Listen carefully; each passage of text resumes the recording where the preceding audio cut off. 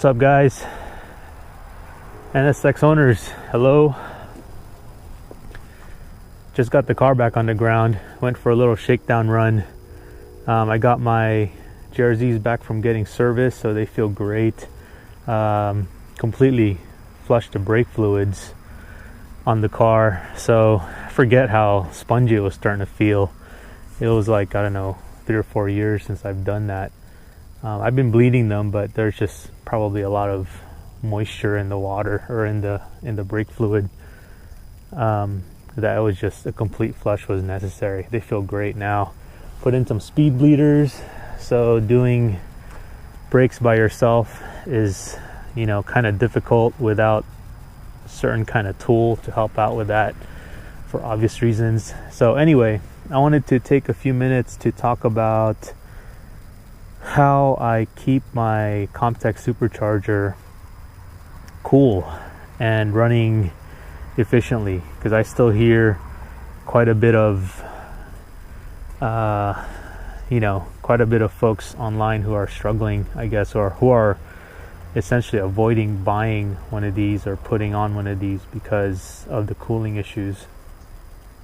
And what I'll try to keep this to 15 or 20 minutes. I could talk about this topic for hours, but basically some of the things I wanted to cover is what is the kit that I put on to keep everything cool. It's basically a water meth kit. How does it work? How does it work with an aftermarket ECU? How it works with your standard factory ECU if you have the old ComTech style fueling solution, and some of the other things about it that people have had questions about online. So basically, just in a nutshell, real quick, what it is, I don't know if you can see it, but down over here, there is a phenolic plate, and that's about an inch, maybe an inch and a quarter thick. And that provides a thermal barrier between your blower and your intake manifold.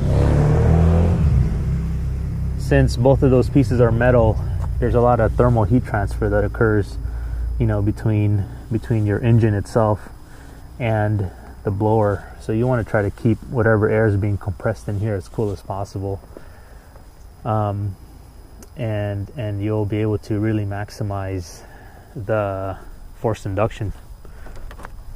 So essentially, you guys all have heard of what a water meth kit is. I'm running a 1 gallon tank here, and right now I am running Snow Performance's off the shelf, they call it a boost juice. It's a 50-50 methanol distilled water, or whatever water they use, mix. And how I've set it up is I just sort of put this panel in place. I probably should mount this stuff better, but it's been pretty stout for maybe 4 years or so that I haven't really needed to mess with it. Science of Speed makes a really nice plate that goes here, and I may move some other things back here because this is kind of a nice dead spot in the car. So, but effectively, real quickly, how a meth kit works is you have the fluid in the tank, in the reservoir. This is a 1 gallon tank. I haven't needed to really go with anything bigger. At the track, in say a 20-minute, 25-minute session, I'll go through maybe half to 3/4 of it. So every time I'm done with the session, I just fill it up. You don't ever want it to go super low, because as this thing sloshes around, the pickup point for the fluid with the Presto Lock fitting, which is down on the very bottom, will start to pick up air as this thing sloshes around, and that cavitates the pump, and you've got to prime it, and it just becomes a pain in the ass. And not only that, but you don't want to have those inconsistencies, air pockets here being put into the motor. Just try to avoid that stuff. So anyway, the fluid goes into here, comes down into the nozzle. It gets pulled from this hose into the filter, which then goes into the pump, which then the pump itself pressurizes the fluid in high pressure as it comes out through this hose, which then routes through it into the engine bay behind the firewall, and it actually goes this way, and I have it coming out this side just for cleanliness sake. And you can see here, I actually just as a provision put a thermal wrap on the hose just to keep the fluid going in as cool as possible. And I just wanted to protect this hose a little bit because it's right on top of the motor. So then that routes around here. You can't hardly see it. Maybe you can take an angle. Maybe not. But that hose goes underneath the snout, which then there is a orifice on the phenolic plate over here, right in the middle, which has the nozzle, the spray nozzle, pointed towards the pressurized section or pressurized air chamber of after the blower. So essentially it sprays water into the stream of air that the blower pressurizes and pushes down into the motor. So I've tried it a few different ways. Some guys, I think, have tried to spray before the blower, which is over here, and I tried that because it's the easiest way. You don't have to get all that stuff, which, by the way, AS Motorsports makes that. That's a really, really good piece.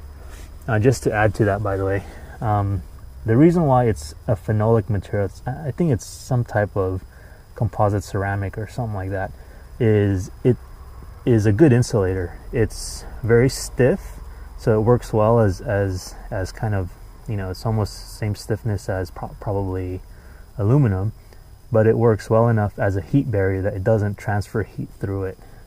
So yeah, I can even feel that. It's not even, I just went for a run and it's not even warm at all. Well, it's warm, but it's not hot. It's not nearly as hot as this is warm, but oh yeah, this is, the intake manifold itself is plenty warm.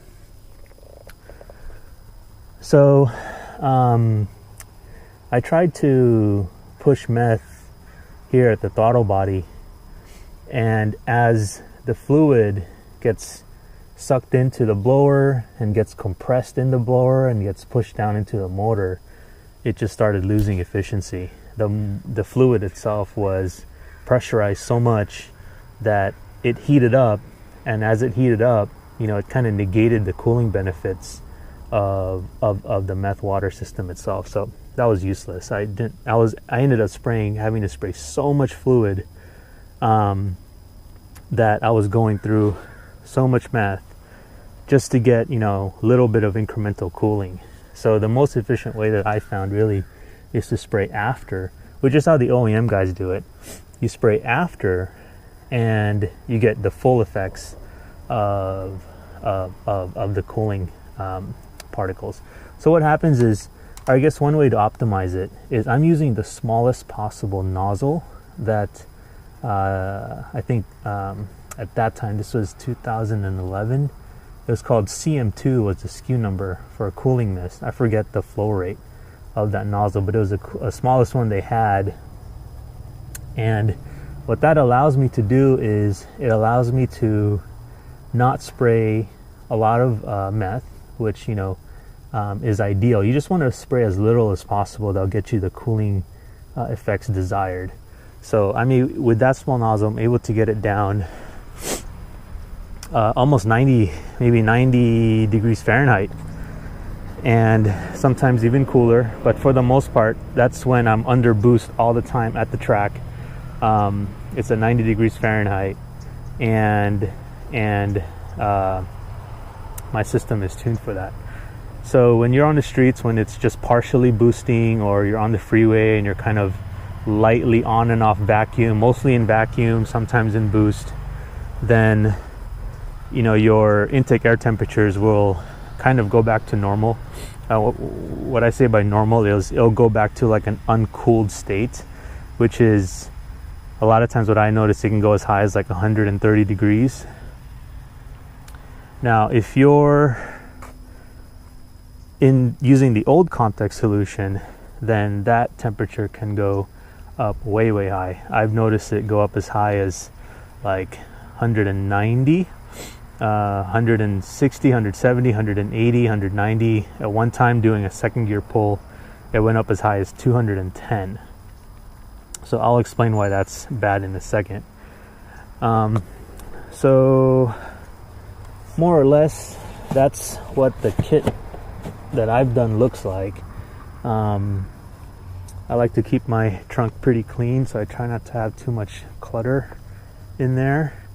Let me explain to you, just so you folks understand, how this works with an aftermarket ECU and how it works with the original ComTech fueling solution. So first, with the aftermarket ECU, it's a much more efficient, much better system overall if you use a aftermarket ECU. And the reason for that is you can basically tune the ECU to expect the meth or not. Now, you know, if you add more meth, then that means you can add more stability to the fuel. You're basically increasing its effective octane, which then reduces its knock capability, or reduces its knock, increases knock tolerance is what I'm trying to say, and which is overall good, right? So you can increase timing and do all sorts of stuff with better fuel. So, however, here in California, we have pretty crappy 91 octane, maybe even lower than that, effectively 91 octane fuel that isn't very good. And so I like to run my car pretty safe, because I do like to drive it hard, but I like to have a very big cushion of safety. So what I ended up doing was, this car is tuned for 91 octane gas without methanol. So it's been on a dyno. It knows how to handle a very hot intake air temperature condition. It knows how to handle very cold intake temperature condition. So it's got a wide range of kind of effective scenarios that it can handle. And so on top of that, that's why I could either run out of liquid in the tank, and when I run out of liquid, it just goes into, you know, it expects very high intake air temperatures, and it's going to see very high intake air temperatures, and it's going to reduce timing. It's going to basically run itself in low power but safe mode effectively. I'm kind of dumbing it down because I'm trying to keep this video short. But what I do is, all the time, I run 50-50 meth, even though the car is not tuned for it. And the reason for that is, it's like getting your car tuned for 87 octane fuel. But if you run 91, then it's kind of just a safety margin. So I'm tuned to 91 with the increased octane from the meth, then it's just increased safety margin for me. It's increased insurance. So that's why I run it that way, and it's always run that way at the track. But if, you know, I've come to a bind and I'm in middle of nowhere and I need to just get water, preferably distilled water, then I just stick it in the tank and I go. Or even if I run out of, you know, water to put in there and I just need to get home, then it'll run just fine doing that too.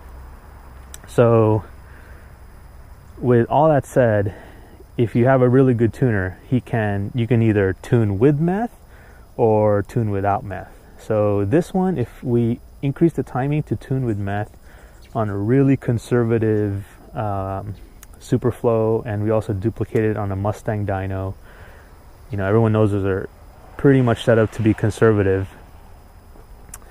We're able to push, I think on the Superflow we got to like 375 to the wheels, and on the Mustang we got to like 380 something to the wheels. So that's with not super aggressive timing, but increased timing, because the fuel was able to handle it. But we dumbed it down to have kind of conservative timing with good EGTs, and so I'm pushing about 350 to the wheels on a Mustang dyno. Who knows, on a dyno pack that's probably like 370 or 380 or something. That's only on 7 psi, kind of quote unquote low boost. So I think those are pretty good numbers. At the track, this thing runs pretty consistent, 90 degrees, maybe 110, 115 on a really kind of a lot of hard driving in terms of intake air temperatures, but that's about the max. The more you spray, actually the cooler it gets, which is an interesting phenomenon. Anyway, so let me just talk real briefly about how the factory ComTech fueling system works. So, and it's essentially an analog solution. It's a very good analog solution. I think Chad and the ComTech folks came up with this in the early 90s, and much props to them. It works really well for what they had to work with back then. I'd be curious if they were putting this kit together today, how it would look. But back then, effectively what a ComTech fueling solution, how it works is you have a voltage booster on the fuel pump, which increases the pressure that the fuel system is under, which means higher pressure on the same injectors can push more fuel. So it then has a fuel filter that reads boost, and when the boost progressively ramps up and gets higher, it increases the fuel pressure. So then excuse me, so then at that point, based on the boost pressure, it increases the fuel by whatever the ramp up rate is that the analog rising rate fuel pressure regulator determines it to be the spring inside of it. So it's a total analog solution.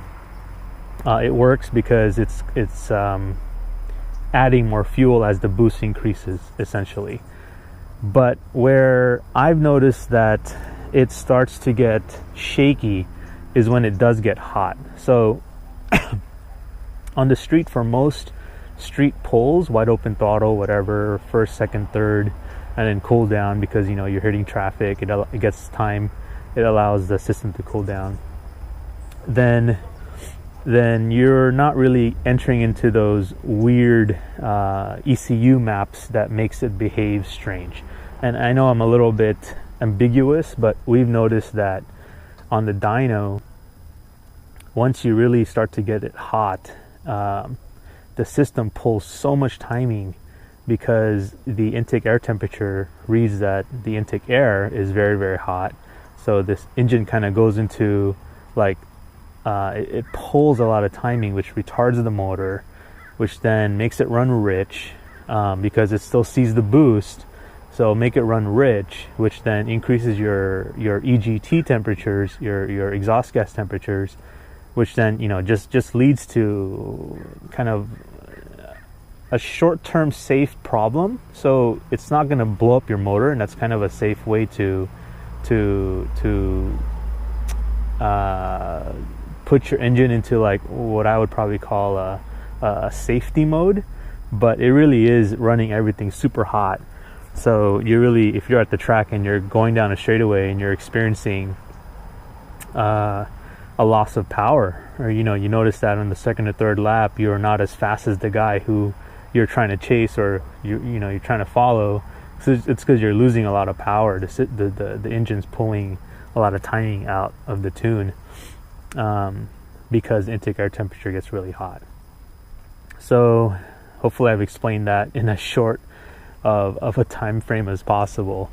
But my point is, it is a safe, but it is also a analog solution. So it does have its limitations, which is why I always recommend for these cars, any kind of boosted setup, you go with a standalone computer. Not a piggyback, it's a whole different topic.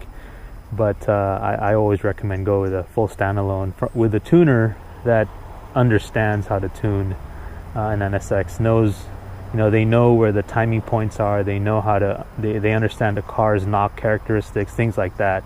Then you'll have a really outstanding kind of driving car. Also on that note, don't have them forget, you know, really important stuff like drivability things like tip-in throttle response, off throttle response, all of those stuff. When you go to a dyno and a tuner, it's not always about wide open throttle and how the tune is at wide open throttle. That's only, you know, a small part of the puzzle. Anyway, I digress. So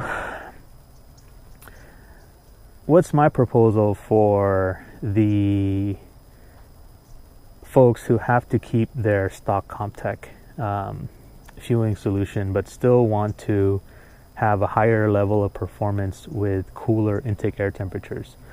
When we were testing, and you know, going with an aftermarket ECU for me was a last resort. I was just like a lot of you folks out there, where I'm like, I don't want to just be throwing money at the car. I didn't want to spend all that much. I, you know, just wanted to enjoy driving the car. But as you notice, you know, you're wanting to put a supercharger, and as you notice its shortcomings, you want to address those. And one of those things was, I just ultimately decided it needed an aftermarket ECU. Now, with the guys who have to keep their factory ComTech, again, sorry, I'm kind of all over the place right now, but for those guys, during that testing, and I did it for like quite a long time, I noticed that, we noticed on the dyno, is that the car tends to behave normally between about 130 degrees intake air temperature to about 160, 155. It was over that 160, 170, 80, 90, 200 is when it starts to pull a whole bunch of timing and you start to lose a whole bunch of power. So if you keep the intake air temperature between, say, you know, 120 to say 160, 155, then you're kind of in that sweet spot. I feel that the ComTech solution actually works fairly well. It behaves with a rather normal heartbeat, I should say, when you're looking at the dyno curve. None of these weird, like, up and down, weird drops in power, which is what we were noticing once it gets above 165 and higher. So if you can keep air intake temperatures around that range, then it's good. The reason why this hasn't been put together before is I think that we don't know what that factory ECU with the old ComTech style fueling solution will do when the temperature goes below like 120. So you make the most power, in my opinion, with these cars, like when the air intake temperature is like 90 degrees, 85, you know, 100, 110, somewhere in that range. I'd consider that fairly low, and that's pretty cool as far as a high density boosted air is concerned. And you can definitely get that with the Meth and with an aftermarket ECU that knows how to compensate for that temperature. But what may happen, and which is why on a factory ComTech unit, we just don't know how the ECU will behave anything lower than that. We think, based on observations by other guys in colder states using this system, but just the stock, is that their car would start knocking or pinging when the fuel system, or when the air intake temperature was too cold. Say if you're like in a snowy climate or something. And the reason for that is the air density is too thick, it's too cold, maybe not enough fuel is getting in at that temperature, because again, it's an analog solution, so it doesn't know how to read air temperature as well. So maybe the air temperature is too cold, there's not enough fuel being put in, or there's too much timing at those cold kind of temperatures with the factory ComTech solution. So that's why, you know, you're kind of leaving a lot of power, not a lot, but you're leaving a decent amount of power on the table by not going with an aftermarket ECU, but going with a Meth solution with a stock ComTech ECU. It's my opinion that you can at least have it run optimally if air intake temperature is between, say, you peg it at 130. So obviously, you know, if I'm gonna put a kit together for you guys, we would dyno test it extensively. There are a lot of guys here in California with this setup, so it's easy enough to get some dyno time, and I'll ask my tuner friend to come with us and do it. But that is pretty much the concern there. But you know, I'm working on a solution. I've already pretty much nailed it down, and I'm just doing this for you guys as a favor. Kind of busy enough as it is. I don't really need to be screwing around with this, but I do see that a lot of guys are avoiding this kit because they think it heat soaks. Well, it does. If you're using it for the street, you're probably okay. But you know, if you want the maximum, if you don't want to leave power on the table, you want your kit to perform in tip-top shape in a most efficient way possible, then you want to start to address these things. One of them is high intake air temperatures. So I guess that's it. If you have any other questions, this video is like, I don't know, almost 30 minutes long. Just keep rambling. But if you have any other questions, let me know, post in the comments, and I will get to them. All right, guys, signing off.